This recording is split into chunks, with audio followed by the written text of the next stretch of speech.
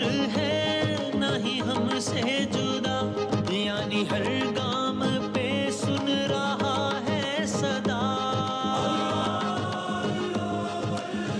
جناب خوش آمدید، اور انشاءاللہ آج یہ میزان کا دسترخوان آپ دیکھ رہے ہیں، اور علماء کرام کے ساتھ دو مختصر نشستیں انشاءاللہ، یہ ایک 7-8 منٹ ابھی اور پھر اتنی دیر بعد میں انشاءاللہ علماء کرام موجود ہیں۔ قبلہ آئیڈیا یہ تھا کہ آج چونکہ یعنی ظاہر ہے رمضان کے دن انشاءاللہ بھی آج کا دن ملا کے اندازہ ہے کہ 4 روزے، ورنہ بھی کم از کم 3 روزے تو ہیں باقی، لیکن یہ آخری مرکزی نشست ہوتی ہے ظاہر ہے جو مطلب بڑی ٹرانسمیشن اس اعتبار سے، تو اس لیے ارادہ یہ تھا، خواہش یہ تھی کہ ذرا آج اس نشست میں ذرا ہم تھوڑا سا ایک ریکیپ اپنے اس ماہ کا اور جو سارا رہا تو وہ کر لیں۔ تو میں اگرچہ ہماری اس سیگمنٹ میں گفتگو ہوئی ہے، لیکن ہماری جو سحری کے دسترخوان کے جو ویورز ہیں میں چاہتا ہوں ان کے لیے بھی اگر یہ بات ہو جائے تو وہ ہم کرتے ہیں اگلے سیگمنٹ میں، اور ابھی اس سیگمنٹ میں کچھ فقہی نوعیت کے سوالات ہیں وہ کر لیتا ہوں، پھر اگلی سیگمنٹ میں انشاءاللہ ہم اس سارے مہینے کا ایک ریکیپ لے لیں گے انشاءاللہ، اور آپ سب لوگ بھی اپنے سوالات بھیج سکتے ہیں معذرت، اور جو انشاءاللہ ممکن ہوگا وہ کریں گے۔ قبلہ یہ پوچھنے کہ آپ لوگوں کے علماء کرام کے بار بار بتانے پر ہم نے قرآن مجید کو پڑھنے کا اور ترجمے کے ساتھ پڑھنے کا آغاز کیا ہے، یہ ایک سوال پوچھا جا رہا ہے، تو وہی کہتے ہیں لیکن خدشہ یہ ہے کہ ابھی معاملہ ذرا نیا نیا، خود یہ کہہ رہے ہیں کہ میرا معاملہ نیا نیا ہے تو جذبات میں ہے تو یہ کام کر لیں گے۔ علماء کرام سے درخواست کریں کہ ہمیں کچھ ایسا بتائیں کہ ہم بعد از رمضان 10 دن 20 دن مہینے 2 مہینے بعد بھی یہ اتنے ہی موٹیویٹڈ رہیں کہ ہاں ہم یہ کام جاری رکھ سکیں، یہ نہ ہو کہ ایک آدھ مہینے بعد ہمارا جذبہ ٹھنڈا ہو جائے اور بس کام رہ جائے۔ بسم اللہ الرحمن الرحیم، صلی اللہ علیہ وآلہ وسلم۔ اچھا بات یہ ہے کہ میں یہاں پر حدیث سے پاک کوٹ کروں گا کہ حضور نبی کریم صلی اللہ تعالی علیہ وسلم نے فرمایا کہ اس شخص کی طرح نہ ہو جانا کہ جو بہت نوافل پڑھتا تھا اور پھر چھوڑ دیا، اس شخص کی طرح ہونا کہ جو کم نوافل پڑھتا تھا لیکن ہمیشگی کے ساتھ پڑھتا تھا۔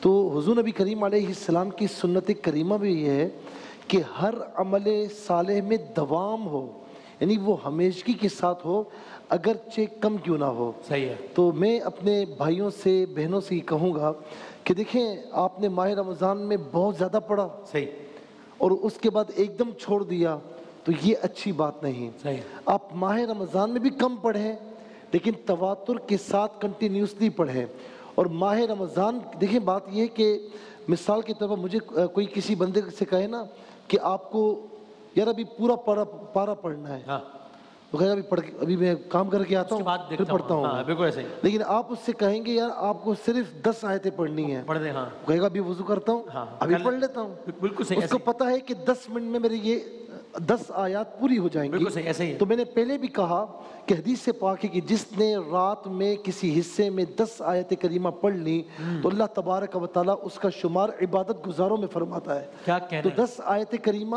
8 سے 10 منٹ لگیں گے، ترجمہ تفسیر کے ساتھ پڑھیں، بہت ہوا 20 سے 25 منٹ اگر روزانہ قرآن کو دیں گے نا تو قرآن آپ کو وہ دے گا جس کا تصور بھی نہیں ہے، یعنی یہ بہترین انویسٹمنٹ ہے، اس میں نقصان نہیں ہے۔ اور قبلہ یہ آج کی شب سے زیادہ بہتر کون سی شب ہو سکتی ہے قرآن سے متعلق یہ موضوع ڈسکس کرنے کی، تو آپ بھی اس میں فرمائے گا۔ یہ اچھی سوچ ہے نا کہ اگر وہ خود یہ کہہ رہے ہیں کہ وی آر افریڈ کہ ہم نے شروع کیا ہے معاملہ ٹھنڈا نہ پڑ جائے، تو اس کو موٹیویشن ملنی چاہیے اگر مل سکے تو۔ بسم اللہ الرحمن الرحیم، جیسا کہ مفتی صاحب نے ارشاد فرمایا میں بالکل سیکنڈ کروں گا اس بات کو۔ مولا کا ایک جملہ مجھے یاد آ رہا ہے کہ لا یکن ہم احدکم آخر السورہ، تم میں سے کسی کا ہم و غم یہ نہیں ہونا چاہیے کہ بس مجھے سورہ مکمل کر لینا، اچھا، یعنی یہ ٹارگٹ بنانا کہ بس مجھے ختم کرنا ہے، کا نہیں، اس کو ٹارگٹ مت بناؤ۔ جو انسان پڑھ رہا ہے اسی کو اگر وہ بار بار پڑھ کر اپنے دل میں اتار لے تو شاید یہ اور بھی بہتر رزلٹ اورینٹڈ ہوگا۔ یعنی آپ دیکھیں کہ ایک صفحے کو ٹارگٹ بنائیں اور اس ایک صفحے کو اگر ایک انسان فجر کی نماز کے بعد پڑھ لیتا ہے، کیا ہی اچھا ہو کہ ظہر کے بعد پھر اسی ایک صفحے کو ریپیٹ کر لے، عصر کے بعد اسی ایک صفحے کو ریپیٹ کر لے، مغرب کے بعد عشاء کے بعد مشکل لگتا ہے کوئی بات نہیں، دن میں کسی ایک مرتبہ اس صفحے کو پڑھے، اگلے دن اسی کو ریپیٹ کر لے، تھرڈ ڈے اسی کو ریپیٹ کریں، ایک ہفتے تک صفحہ تبدیل نہ کریں، اس صفحے کے اوپر رکیں، اس کے الفاظ ان سے دوستی کریں، اجنبیت کو ختم کریں۔ جب مانوس ہو جائے نا، دیکھیے یہ الفاظ اس دعا کے اندر بھی ہیں جو دعا ختم قرآن کے اندر ہے، اللہم آنس وحشتی فی قبری، اے پروردگار میری قبر کا اسے مونس و ہمدم بنا۔ یعنی قرآن سے دوستی جب انسان کرتا ہے نا تو یہ دوستی اور رفاقت اتنی گہری ہوتی ہے کہ دنیا کے دوست دنیا میں رہ جائیں گے، مگر یہ قرآن کی دوستی انسان کو قبر میں بھی رفاقت فراہم کرے. تو اس دوستی کو بڑھائیں. وہ صفحہ جو آپ نے شروع کیا ہے 7 دن 8 دن اسی پر رکیں. لفظوں سے دوستی کریں، اس کے ترجمے سے دوستی کریں، اس کے مفہوم پر دوستی کریں، اور پھر اس دوستی کو آگے بڑھائیں. دوسرے صفحے پر بعد میں جائیں، پھر تیسرے صفحے پر جائیں. اس طریقے سے اگر وہ کریں گے تو ان کو زیادہ سیٹسفیکشن بھی ملے گی کہ ہاں I am really gaining some thing. مجھے اگر ان کو یہ لگ رہا ہو کہ اس طرح تو 2022 کے رمضان تک جب دیکھیں گے تو صرف 6 پارے ہوئے ہوں گے، کوئی حرج نہیں، کوئی مسئلہ نہیں، کوئی حرج نہیں.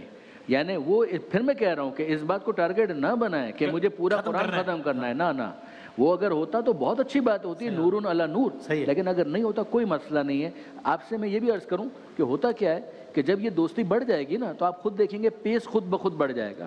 اس لیے کہ ہونا یہ ہے کہ بہت ساری چیزیں، جناب آدم علیہ السلام کا واقعہ ایک انداز سے سورہ بقرہ میں آئے گا، تھوڑے الفاظ کے اختلاف کے ساتھ سورہ اعراف میں آئے گا، تھوڑے الفاظ کے اختلاف کے ساتھ سورہ ہجر میں آئے گا، تھوڑے الفاظ کے اختلاف کے ساتھ پھر آئے گا. موسیٰ علیہ السلام کا واقعہ یہاں آئے گا، پھر سورہ بنی اسرائیل کے اندر آئے گا. تو یہ ہوتا یہ ہے کہ جب انسان خود پہلے 2-3 پاروں پر پوری طرح کنسنٹریٹ کر لے گا نا تو یہ آگے اس کو اتنا ہیلپ فل ہوگا کہ وہ لگے گا کہ اب تو میں بہت تیزی کے ساتھ آگے جا رہا ہوں اور میرے لیے مسائل ختم ہو گئے. کیا کہنا ہے مفتی صاحب بتائے گا؟ جس طرح ہم دنیا میں بھی کوئی کتاب شروع کرتے ہیں تو خیر دنیاوی کتاب کا کیا مقابلہ قرآن سے، نہیں کتاب شروع کرتے ہیں تو شروع میں ذرا ہمیں مانوس ہونے وقت بھی لگتا ہے. ایک دفعہ جب وہ آتا ہے پھر تو انسان کہتا ہے یار اب یہ ختم کر کے اٹھنی ہے، یار زیادہ سے زیادہ پڑھنا ہے. مفتی صاحب بسم اللہ الرحمن الرحیم. آپ نے دنیاوی کتاب کی مثال دی، اس پر تو وہ مثال اس سے زیادہ صادق آئے گی.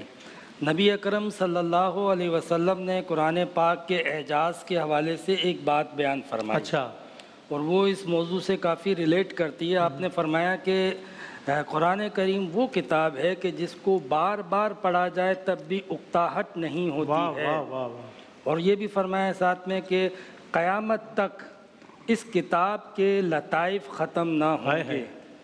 بار بار پڑھنے کے باوجود اکتاہٹ ختم نہیں ہوگی. یہ باقاعدہ ہم نے مطلب تجربے سے دیکھا کہ ہم کوئی دنیاوی کتاب ہی پڑھتے ہیں نا تو ایک تجسس ہوتا ہے، لیکن جب ایک بار پڑھ لیں پھر دوسری بار نہیں پڑھ پاتے ہیں.